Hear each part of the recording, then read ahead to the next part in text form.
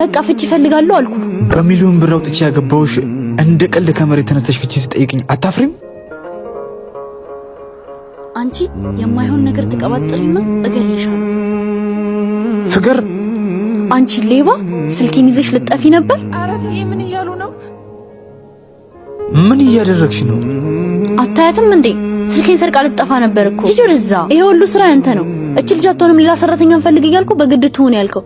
አንተማ ገና ብዙ ነገር ታዘርፈኛለህ።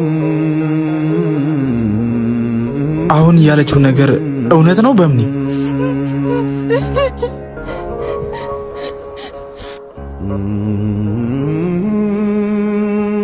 በምኒ አድርገሽዋል? አይ ስራ መልቀቅ አለብኝ።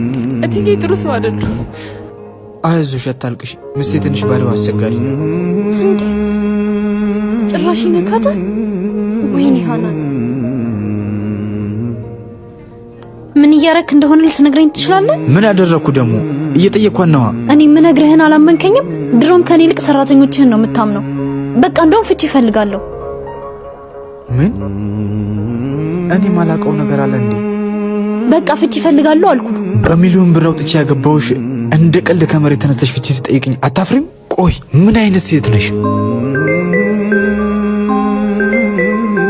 ለማንኛውም የፍቺውን ጉዳይ አስብበት። ምን እየተካሄደ? የኔ ፍቅር ያልኩሽን ነገር ከምን አደረሽው? እኔ እኮ አንቺ የምትፈልገውን አይነት ህይወት እንድትኖር ነው የምፈልገው።